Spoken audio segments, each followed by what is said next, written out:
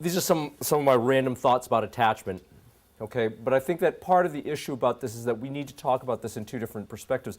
And part of it is to define it because it's important to know as you go forward, right? The thing that's interesting about what Dr. Avedizian was talking about to me in this talk is that attachment actually both is a product as well as is affected by the types of developmental tasks you're talking about. That, as we'll talk about in a little bit, that the issues about attachment are played out in each of these areas of conflicts that come on. It is both produced from that, as well as that the things that happen at those lower stages in terms of attachment therefore affect what happens later on. Okay? So given that fact, we'll talk about what is attachment. And what attachment you can think of is that it is an affectional tie of one person or animal. And affectional meaning that there is some kind of emotional valence that's associated with it. And that it is between that individual and someone else, one person. Now, that's not to say it can't have groups, but at this point in talking about attachment, it really starts with between an individual and someone else. It binds them together in space, okay? So even when I'm away from the attachment object, we are somehow connected. There's like, for example, an interesting study they did in which they were testing these college students on some task on a CRT monitor, a computer monitor. And what they would do is that they would flash at different intervals at a subliminal level this little message, "Mommy and I are one." And the ones that got it at a certain level, they did much better. And mom's not there unless your mom happens to be a computer terminal. Right? So the thing of it is that it's a tie that binds them together in space. Not only that, but it also endures over time. Okay? So that the attachment, once it's stabilized, it will exist from that time forward, relatively speaking, independent of further interaction. I mean, you have to do it every so often. Okay? We have 3 kids, and 2 of them, one is 21 and one is 19. You know, for the last 6 years, for the 21 and the 19-year-old, I can't figure that they're tied at all. They say they are, right? But we don't see them. You know, what we do is actually, we joke with our youngest one because you look in the house and there's clothes all over the place, and we could say, we know they're here somewhere, but they're not in the house. So that it endures over time, okay? It also typically particularly in the stages at which it is being created, it involves an exchange of comfort, care, and pleasure. Now, the thing that I want to point out to you is that these words, comfort, care, pleasure, these are all very primal and also, hopefully, relatively positive interactions. Okay? You're not seeing involves exchange of sadism, injury, and so on. So that in order for the attachment to occur, there's got to be something positive there that brings it on.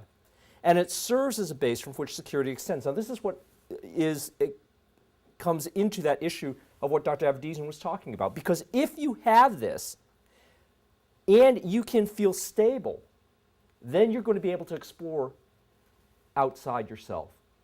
And what I would say is explore outside yourself in an organized fashion.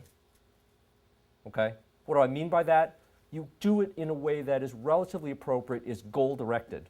Because you are going to get, if you don't have security, like, for example, our oldest, the 2 oldest, when they were about 5 and 6, we went to this pool. Okay, and the 5-year-old was what I would call an uh-oh girl, which was that she would have this idea in her head, she'd go 10 yards, and all of a sudden you'd see her little head go, uh-oh, right? Was she secure? Yeah, relatively for an impulsive kid. The other one sits there at the pool. She starts out sitting next to us for about 5 minutes. She then goes down to the retaining wall, sits there for about 5 minutes. She then gets into the pool. Okay? Very different forms of extending that security, and therefore very different ways in which they interact with the environment and explore it. Now, a couple important points about attachment then.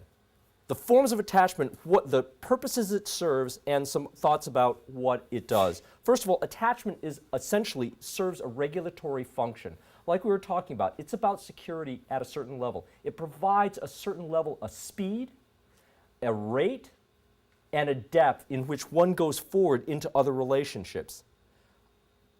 the way you attach to something becomes an enduring characteristic, which is the way that you engage with others in interpersonal relationships. So, for example, one of the famous sayings of people who are adult children of alcoholics is that if you ever walk into a party and you find yourself immediately attracted to someone in the party, they would say that that's your pathology.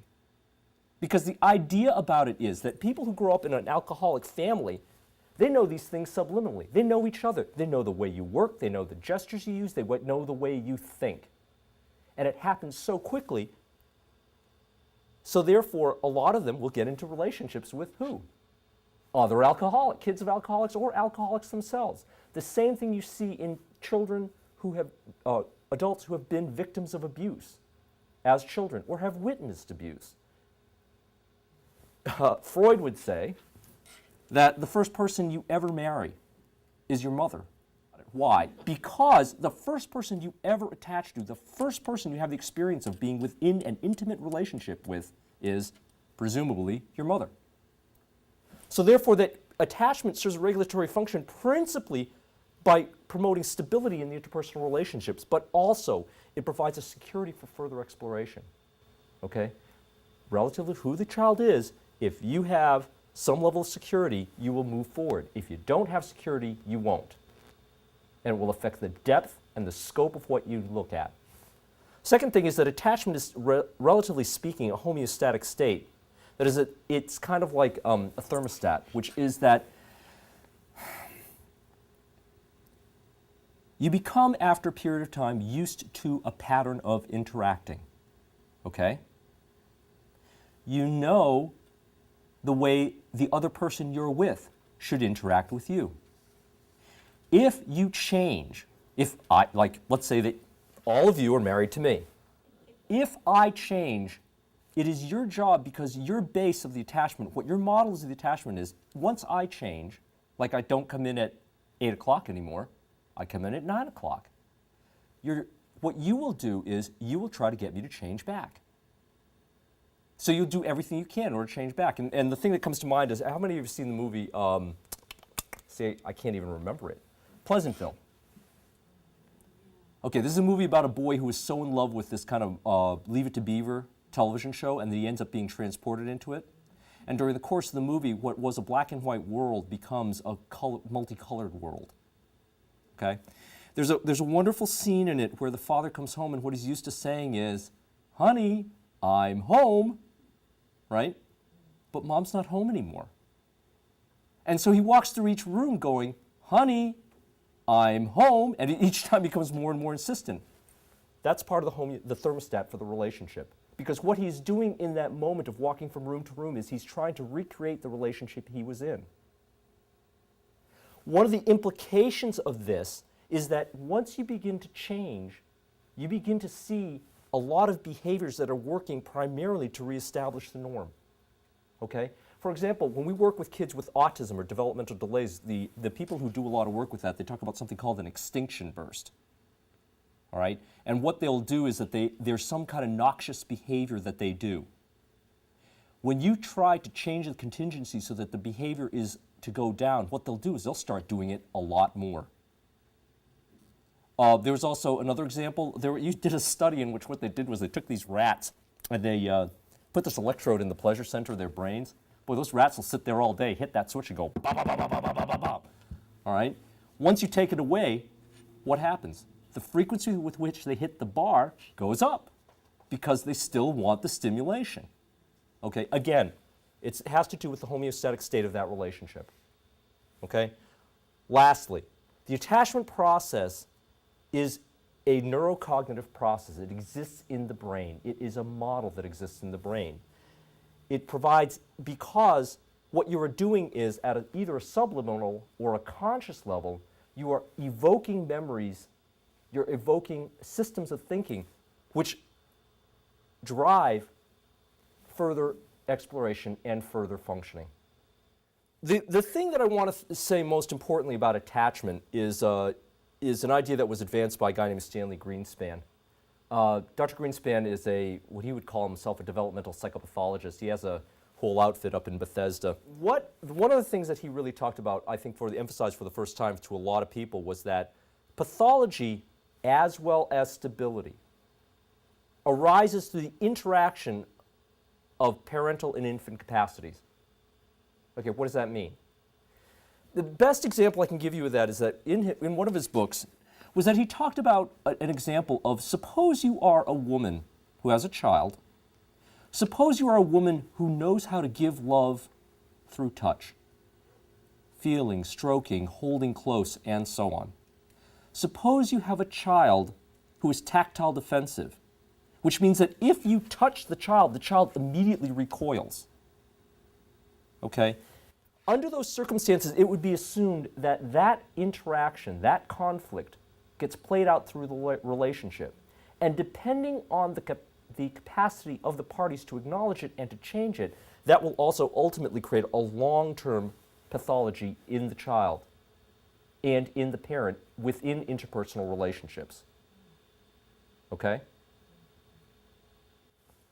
Further, so therefore it has to do with how these capacities between the parent and the child match.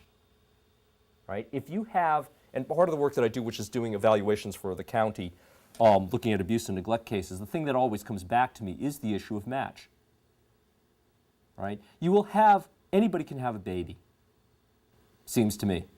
Easiest thing in the world is to have a baby. The hard part is to be an appropriate parent for the baby, because your capacities don't necessarily match the needs of every child. And that a lot of times in evaluation, what we're doing is we're looking at the match. Okay? Not that the parent is pathological, not that the parent is inherently bad, but do they have the capacities to meet what the child needs? All right?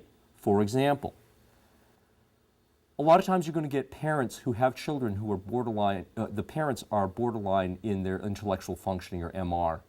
Okay? By its nature, an adult who is mentally retired requires the support of others, agencies, organizations, and so on, to help them meet their daily needs. Why? Because they can't plan. They have a difficult time planning. They tend to be in regular, they tend to be more in an institutional setting. If they are in housing independently, they're in supervised housing because they can't meet their own demands. Now, suppose you have a child who is unaffected, has no difficulty. What's the prognosis for the child? Well, I don't know. I would say, probably, under the circumstances, given that the child is relatively well functioning, they'll do okay. They'll have these other agencies that are in, they will help them out, and so on. But suppose the child has difficulties as well. Then the match becomes more of an issue. Because if the child, let's say that the child has, I recently tested a parent who has a child who has cystic fibrosis. Okay? This lady is pretty low functioning, partly by virtue of pride, because she believes she can only see what's going on right now. Okay? And if right now her child is functioning fine, life is good. If in the next moment your child is functioning poorly, well, let's wait it out. Let's see what happens. Okay? To the point at which she came up on issues of neglect because she wasn't appropriately reacting to what was going on. That has to do with the match. Okay, and that you begin to look at, depending on what the nature of the parent's capabilities in your positions, then you begin to look at what's the likelihood of further difficulty. And also you have to look at then, if the match doesn't work, what do you need to provide to institute in order to make the match work better?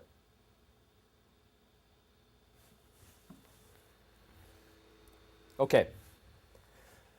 This is bare bones attachment stuff about how attachment gets generated. Okay? What you see is, child has a need.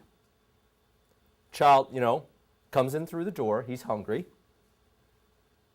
The child signals his discomfort. Honey, I'm home. Child gets satisfaction of need. Dinner. Child says, thank you, honey. That was wonderful. We're good. One cycle. Okay? This cycle goes over and over again. Okay? And that with each repetition, what happens is that becomes a predictable set of circumstances which occur. Okay? Now, I want to emphasize to you the idea of predictability. Okay? Because this thing this, what I just said to you, could even be child says, has a need, says, I'm hungry. Mom says, get out, go find it. Okay? Kid goes out, finds it.